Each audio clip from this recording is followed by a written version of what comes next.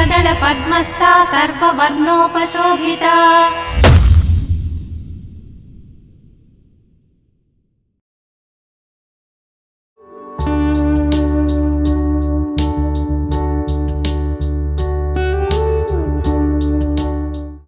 Padmaja web TV సబ్స్క్రైబర్స్కి ఆరోగ్యాభిలాషులందరికీ నమస్కారం అండి.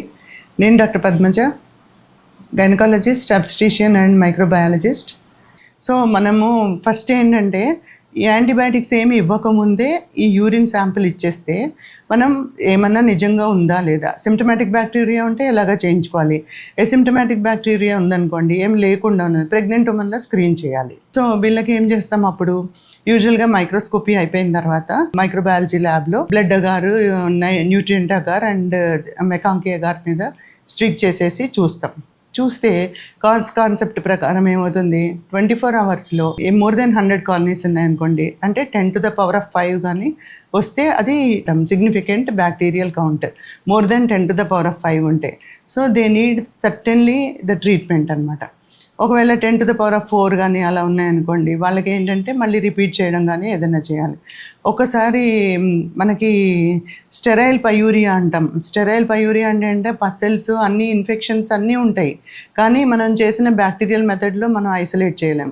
అప్పుడు మనం ఏం చేయాలి, రీనల్ ట్యూబర్క్లోసిస్ సస్పెక్ట్ చేయాలి. ఎందుకు, ట్యూబర్క్లోసిస్ ఈ మెథడ్స్లో మనం ఐసోలేట్ చేయలేదు కాబట్టి. సో రీనల్ ట్యూబర్క్లోసిస్కి మనం వేరే మెథడ్లో ఏదైనా సిబినాట్ కానీ న్యూక్లిక్ యాసిడ్ కానీ దాన్ని మనం చూసుకోవాలి. సో ఇవి చాలా ఇంపార్టెంట్ పాయింట్స్ అనమాట. మోర్ దెన్ 10⁵ అలా అన్ని కాలనీస్ వచ్చాయనుకోండి, మామూలుగా బయోకెమికల్ టెస్ట్ చేసుకొని దీనికి అనేక రకాల బ్యాక్టీరియల్ ఆర్గానిజమ్స్ ఉంటాయి. Gram positive cocci like staphylococci, streptococci, pneumococci, ఇవే కాకుండా గ్రామ్ నెగిటివ్ బ్యాక్టీరియా, ఈకోలై, ఇవన్నీ చాలా ఇంపార్టెంట్ అనమాట. ఈవెన్ టైఫాయిడ్ ఫీవర్లో కూడా urinary tract infection more common. ఈ gram negative bacteria, Klebsiella, E coli, Acinetobacter, hospital acquired infections కూడా మోర్ కామన్. మీరు ఏదో ఒక దానికి వెళ్తారు, ఏదన్నా ఒక హిస్టెక్టమీ కానీ ఏదన్నా టీబోమాస్లు కానీ ఏమైనా చేయించుకోవడానికి వాటికి వెళ్తారు. అప్పుడు కెథెటర్ వేసారనుకోండి, కెథెటర్ వేసుకుంటే మోర్ దెన్ 48 అవర్స్ ఉంటే ఈ కాటీ ఇన్ఫెక్షన్స్ అంటాం, ఇవి కూడా more common. Hospital acquired infections అనమాట. మామూలుగా మీకు ఉండదు, కానీ మీరు అడ్మిట్ అయ్యి హాస్పిటల్లో మోర్ దెన్ 48 అవర్స్ ఉండి జాగ్రత్తలు తీసుకోకపోతే ఏమవుతుందంటే హాస్పిటల్ ఎక్వైర్డ్ ఇన్ఫెక్షన్స్లో కూడా ఈ యూరినరీ ట్రాక్ట్ ఇన్ఫెక్షన్స్ చాలా కామన్. సో ఇదన్నీ మీరు దృష్టిలో పెట్టుకొని ఏం చేయాలి, ఇది అయిన తర్వాత సిగ్నిఫికెంట్ బ్యాక్టీరియా వచ్చిందనుకోండి, more than 1 lakh organisms isolate అయినాయి, అప్పుడు ఏం చేస్తారు, యాంటీబయాటిక్ సెన్సిటివిటీ టెస్ట్ అంటాం, ఏఎస్టీ టెస్ట్, కిర్బీ బాయర్ టెస్ట్. ఈ టెస్ట్లో ఏమేమి యాంటీబయాటిక్స్ ఇస్తే సెన్సిటివ్ ఉండి ఈ ఇన్ఫెక్షన్ తగ్గుతుంది అనేది కనుక్కుంటాం. అది చాలా ఇంపార్టెంట్. ఏది పడితే అది వాడకుండా ఏ యాంటీబయాటిక్ సెన్సిటివ్ అయితే ఆ యాంటీబయాటిక్స్ ఇవ్వడం. ఒకసారి ఏమవుతుంది, ఎంఆర్ఎస్సి, మిథిలిసిలిన్ రెసిస్టెంట్, స్టెఫిలోకోకై అట్లా ఉన్నాయనుకోండి, మనం ఏదైనా మిథిలిసిలిన్ అవి ఇచ్చినా కూడా పనిచేయవు. ఈఎస్బిఎల్ ప్రొడ్యూసింగ్ ఆర్గానిజమ్స్, ఎంబిఎల్ ప్రొడ్యూసింగ్ ఆర్గానిజమ్స్ ఉంటే మామూలు చిన్నవి ఇస్తే పనిచేయవు. సో ఇవన్నీ మనము ల్యాబ్లో కనుక్కొని కరెక్ట్ యాంటీబయాటిక్ వాడాలి. ఏదో ఒకటి వేసేసుకొని అది తగ్గిపోయిందిలే అని మళ్ళీ మానితే అది రికరెంట్ యూటీఐలోకి వెళ్తుంది. అది యూరిథ్రైటిస్, అక్యూట్ యూరిథ్రల్ సిండ్రోమ్, సిస్టైటిస్ దగ్గర నుంచి మళ్ళీ కిడ్నీస్ ఎఫెక్ట్ అయ్యే వరకు ప్రాబ్లం అవుతుంది. సో దీన్ని ఏం చేయాలి, కరెక్ట్గా ట్రీట్మెంట్ తీసుకోవాలి. యాంటీబయాటిక్ సెన్సిటివిటీ టెస్ట్, కల్చర్ చేసుకుని ఏ యాంటీబయాటిక్ అయితే మీకు పనిచేస్తుందో దానికి ఇవ్వాలి. ఏదో ఒక యాంటీబయాటిక్ వేసేసుకుని డాక్టర్ దగ్గరికి వెళ్ళకుండా, ఎందువల్లంటే దానివల్ల మళ్ళీ రిపోర్ట్స్ కరెక్ట్ రావు. యాంటీబయాటిక్స్ వాడకముందే యూరిన్ స్టెరైల్ కంటైనర్లో ఇస్తే మీకు ఏ యాంటీబయాటిక్ కరెక్ట్గా యూజ్ చేస్తే ఈ యూటీఐలు తగ్గుతాయో అనేది రిపోర్ట్ చూసుకొని ఆ యాంటీబయాటిక్స్ ప్రిస్క్రైబ్ చేస్తారనమాట. అది చాలా ఇంపార్టెంట్. సో ల్యాబ్ డయాగ్నోసిస్ ట్రీట్మెంట్లో చాలా ఇంపార్టెంట్ ఏంటంటే, ఇప్పుడు హయ్యర్ యాంటీబయాటిక్స్ ఇవ్వడం అంటే ఏదో టాక్సిమ్, మోనోసెఫ్ ఇలాంటివన్నీ బ్రాడ్ స్పెక్ట్రమ్ యాంటీబయాటిక్స్ కంటే యూరినరీ ట్రాక్ట్ ఇన్ఫెక్షన్స్లో ఈ మధ్య చిన్న వే ఇంకా బాగా పనిచేస్తున్నాయి అనమాట. సల్ఫామిథాక్సజోల్, ట్రైమిథాప్రిమ్, నైట్రోఫ్యూరంటైన్, సిప్రోఫ్లాక్సిన్, చిన్న డ్రగ్స్ చాలా సెన్సిటివ్గా వస్తున్నాయి. Rather than going for Taxim, ciprofloxacins or any other, cefuroxime or Monocef ఇలాంటివి పెద్ద యాంటీబయాటిక్స్ కన్నా. సపోజ్ ఇంకా ఒకవేళ మనకి వీటన్నిటికీ రెసిస్టెన్స్ వచ్చింది అనుకోండి, ఏమైనా ఈఎస్బిఎల్, ఎంబిఎల్ ప్రొడ్యూసింగ్ ఆర్గానిజమ్స్ ఉంటే ఇమిపీనం ఇవ్వాలా, అమైనోగ్లైకోసైడ్స్ ఏమైనా ఇంజెక్షన్స్ ఇవ్వాలా, ఎందుకంటే ప్రాపర్ ట్రీట్మెంట్ తీసుకోవడం చాలా చాలా ఇంపార్టెంట్. చిన్నపిల్లల్లో యూటీఐలు కామన్, ఎందుకంటే చిన్నపిల్లలు వాళ్ళు ప్యాడ్స్ అవి యూజ్ చేసేటప్పుడు అన్హైజీనిక్ కండిషన్స్ ఉన్నాయనుకోండి. మనం ఎర్లీ మెనార్కీ వీడియోలో చెప్పుకున్నాం కదా, 9th 10th 10 years ఉన్న పిల్లల్లో మెనార్కీ రావడం వల్ల వాళ్ళు సరిగ్గా మేనేజ్ చేసుకోలేకపోతారు. అప్పుడు ఏం చేస్తారు, ఈ ప్యాడ్స్ యూజ్ చేసుకోవడం, తీయడం, కరెక్ట్ టైంకి తీయకపోతే పక్కనే ఉన్న యూరిత్రా కూడా ఇన్ఫెక్ట్ అవుతుంది. So UTIs are more common ఈ టీనేజర్స్లో. అంతేకాకుండా స్కూల్స్లో, కాలేజెస్లో సరైన టాయిలెట్స్, నెంబర్ ఆఫ్ టాయిలెట్స్ లేకపోవడం వల్ల ఏముందంటే యూజ్ చేసిన వాళ్ళే, ఇంతమందిలో ఎవరో ఒకరికి యూటీఐ ఉంటుంది కదా, యూరినరీ ట్రాక్ట్ ఇన్ఫెక్షన్.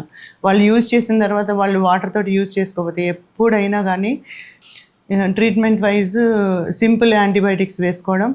ఇంతేకాకుండా పెయిన్ ఉందనుకోండి, మెఫ్తాల్స్పాస్ అట్లాంటి చిన్నవి డోలో 650 mg వేసుకోవాలి. హయ్యర్ ఎన్సైడ్స్ అవి వాడకూడదు. తర్వాత మామూలుగా ఏంటంటే ప్రివెంటివ్ ఆస్పెక్ట్లో మనకి ఎసిడిక్ ఉంటుంది యూరిన్. అలాగే వెజైనల్ pH కూడా మనం ఇంతకుముందు వీడియోలో, వైట్ డిశ్చార్జ్ వీడియోలో ఎసిడిక్ pH అని చెప్పుకున్నాం. ఈ ఎసిడిక్ pH ఉండడం వల్ల ఏంటంటే ఈ ఇన్ఫెక్షన్స్ రాకుండా ప్రాపర్గా ఇది చేస్తుంది అనమాట. మనకి లాక్టిక్ యాసిడ్ ఎందులో ఉంటుంది, మోర్ ప్రోబయాటిక్స్లో ఉంటుంది, పెరుగు, మజ్జిగ వీటిల్లో ఉంటుంది. మోస్ట్ ఆఫ్ ద పీపుల్ ఎవరైతే రికరెంట్ యూటీఐతో సఫర్ అవుతూ ఉంటారో మీరు గమనిస్తే వాళ్ళు పెరుగు, మజ్జిగ వాడరు, ప్రోబయాటిక్స్ ఉండవు వాళ్ళకి.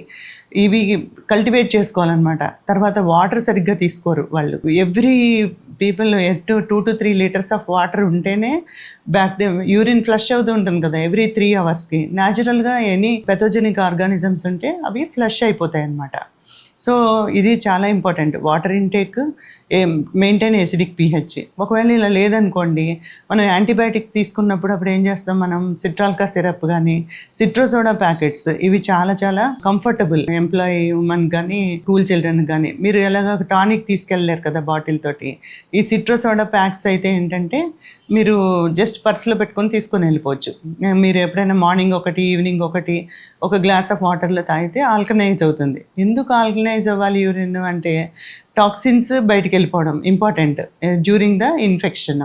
అంతేకాకుండా ఎనీ యాంటీబయాటిక్స్ కూడా ఫ్లష్ అవుతూ ఉంటే ఏమవుతుంది, ఆ యూరినరీ ట్రాక్ట్లోకి వచ్చేస్తుంది concentration of the antibiotics. So we have to give the alkaline to increase the alkalinity. ఏం చేస్తాం, సిట్రాల్కా సిరప్స్ కానీ, సిట్రోసోడా ప్యాకెట్స్ కానీ ఇస్తాం. అవి కూడా అస్తమాటు వాడకూడదు, ఓన్లీ డ్యూరింగ్ ద ఇన్ఫెక్షన్స్ అవి వేసుకోవాలన్నమాట. తర్వాత వీటికి సపోర్టివ్గా ఎనీ మల్టీ వైటమిన్స్ కానీ ఏదైనా తీసుకోవాలి.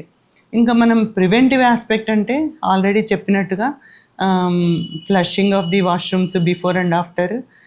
తర్వాత వేరే వాళ్ళు వెళ్ళినప్పుడు వాళ్ళది ఏమైనా ఇన్ఫెక్షన్స్ ఉన్నప్పుడు అందులోకి వెళ్ళకపోవడం. రెండోది, మీకు మీరు చాలా జాగ్రత్తగా వాటర్ ఇంటేక్ బాగా తీసుకోవడం. ఇంకా ఇంపార్టెంట్ ఏంటంటే రికరెంట్ యూటీఐ పీపుల్లో సిట్రస్ ఫ్రూట్స్ బాగా తీసుకోవాలి. సిట్రస్ ఫ్రూట్స్ తీసుకోవడం అంటే నిమ్మరసం, సంత్రాలు, అలాంటివన్నిటిలో ఏంటంటే యాసిడ్స్ ఉంటాయి కదా, సిట్రిక్ యాసిడ్, అవిను ఎసిడిక్ pH మెయింటైన్ అవుతుంది త్రూ అవుట్ ద ట్రాక్ట్స్. అంటే గ్యాస్ట్రోఇంటెస్టినల్ ట్రాక్ట్ కానీ, యూరినరీ ట్రాక్ట్ కానీ, రిప్రొడక్టివ్ ట్రాక్ట్ కానీ, వీటన్నిటిలోనే ఏంటంటే ఎసిడిక్ pH ఉంటే మామూలుగా మైక్రో ఆర్గానిజమ్స్ ఇన్వేడ్ అవ్వవు ఆ ట్రాక్ట్స్లో. అది న్యాచురల్ గాడ్స్ గిఫ్ట్ అనమాట మనందరికీ. సో ఇవి ఈ ఆటోమేటిక్గా ఈ ఆల్కలినిటీ ఇంక్రీజ్ చేస్తాయి. అంతేకాకుండా ఎసిడిక్ pH మెయింటైన్ అయ్యే చోట ఎసిడిక్ pH మెయింటైన్ అవుతుంది. ఆల్కలినిటీ తోటి బయటకు వెళ్ళిపోయి టాక్సిన్స్ ఏవైతే అబ్జార్బ్ చేసి ఎక్స్క్రీట్ అవుతాయో దాన్ని పెంచుతుంది అనమాట. అందుకోసం ఈ citrus fruits are very important. అంతేకాకుండా ఏమైనా స్టోన్స్ అవి ఉన్నాయనుకోండి, అల్ట్రాసౌండ్ చేయించుకోవడం. రీనల్ క్యాలిక్యులై కానీ, యూరిట్రిక్ క్యాలిక్యులై కానీ, అంటే చాలా క్లియర్గా మనకి యూరిట్రిక్ క్యాలిక్యులై ఉందనుకోండి, వెనక నుంచి ముందుకి పెయిన్ వస్తుంది. వాళ్ళు అర్ధరాత్రి లేచి ఎమర్జెన్సీగా వస్తారు యూజువల్గా, ఏదైనా స్టోన్ స్టక్ అయిపోయిందంటే యూరేటర్లో. అంతేకాకుండా రీనల్ పెల్విస్లో కూడా మనం ఎక్కడైనా స్టక్ అయిపోయిందంటే ఆ నైట్ వాళ్ళకి అసలు నిద్ర ఉండదు. సో దీనికోసం మనం ఏంటంటే యూజువల్గా మళ్ళీ అల్ట్రాసౌండ్ చేయించుకోవడం, ఏదైనా రీనల్ క్యాలిక్యులై ఉండడం. ఈ బ్యాక్టీరియల్ ఇన్ఫెక్షన్స్ జస్ట్ యాంటీబయాటిక్ వాడితేనే కాదు, ప్రోటీయస్ ఇలాంటి ఆర్గానిజమ్స్ ఏమవుతాయంటే సూడోమోనాస్ యూరియేజ్ బాగా రిలీజ్ చేస్తాయి. ఇవి రిలీజ్ చేసినప్పుడు స్టాగ్హార్న్ క్యాలిక్యులస్, స్టెనోవైట్ క్యాలిక్యులస్, ఇవన్నీ పెద్ద పెద్ద స్టోన్స్ ఫామ్ అవుతాయి అన్నమాట. అబ్స్ట్రక్ట్ చేస్తాయి యూరేటర్ని, పెల్విస్ని. చేస్తే కిడ్నీ తోటి పైలోనెఫ్రైటిస్ ఇవన్నీ కామన్. సో ఈ బ్యాక్టీరియల్ ఇన్ఫెక్షన్స్ని మనం చిన్నగా తీసుకోకూడదు. ఇవి రికరెంట్ అయితే it may land into kidney failure, acute renal ఫెయిల్యూర్లోకి వెళ్తాయి. సో అందుకోసం అని బ్యాక్టీరియల్ ఇన్ఫెక్షన్ కరెక్ట్ యాంటీబయాటిక్ తోటి మనం ట్రీట్మెంట్ తీసుకొని రికరెంట్ యూటీఐ తగ్గించుకోవాలి.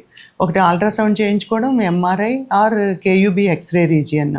ప్రెగ్నెంట్ ఉమెన్లో చేయకూడదు ఎక్స్రేస్, ఎంఆర్ఐ కానీ అల్ట్రాసౌండ్ కానీ చేసుకొని. ఇంకా క్యాలిక్యులస్ సైజ్ బాగా ఎక్కువ అయిపోయింది అనుకోండి, 8 to 10 millimeters అబ్స్ట్రక్టింగ్ ఏమన్నా ఉంటే లిథోట్రిప్సీ చేయించుకోవడం, అవి కూడా చాలా ఇంపార్టెంట్. అంతవరకు వెళ్ళకుండా ఉండాలంటే ప్రివెంటివ్ ఆస్పెక్ట్లో మీరు సింపుల్గా వాటర్ రోజు 2 to 3 liters తీసుకోవడం, సిట్రస్ ఫ్రూట్స్ తీసుకోవడం, అంటే నిమ్మజాతి పళ్ళు అవి తీసుకోవడం. మీరు ఏ వాష్రూమ్లోకి వెళ్ళినా కూడా ఇది very very important in preventive aspect అనమాట. ఆ వాష్రూమ్ని వాళ్ళు కరెక్ట్గా ఫ్లష్ చేశారా లేదా చూసుకోవడం, ఫ్లష్ చేసి నీట్గా ఉన్న వాష్రూమ్లోకి వెళ్ళడం, తర్వాత మీరు కూడా ఫ్లష్ చేసి రావడం, ఇది చాలా ఇంపార్టెంట్. అదర్వైజ్ మీకు ఇన్ఫెక్షన్ ఉంటే వేరే వాళ్ళకి వస్తుంది. అంటే ఇది ఒక ఇంట్లో కుటుంబంలో సమస్య కాదు కదా. మీరు స్కూల్ గోయింగ్ చిల్డ్రన్ అన్నా అవ్వచ్చు, ఎంప్లాయీస్ అన్నా అవ్వచ్చు, టీచర్స్, ఇలాగా మల్టిపుల్ జాబ్స్లో ఎక్కడో ఒక చోట పనిచేస్తూ ఉంటారు కాబట్టి అవన్నిటిలోనూ. అదే కాక ట్రావెలింగ్, ఇప్పుడు airports, bus stations, railway stations, వీటన్నిటిలో కూడా ఒకరి నుంచి ఒకరికి ఇన్ఫెక్షన్స్ వచ్చేది చాలా కామన్ అనమాట. Travel history very important. So always before you flush and after also you flush, so that ఈ యూటీఐస్ తక్కువ ఉంటాయి. ఇంట్లో కూడా ప్రాపర్ క్లీనింగ్ 2-3 రోజులకు ఒకసారి హై ఎఫిషియంట్ డిజిన్ఫెక్టెంట్స్ తోటి క్లీన్ చేసుకోవడం, అవన్నీ కూడా చాలా ఇంపార్టెంట్ అనమాట.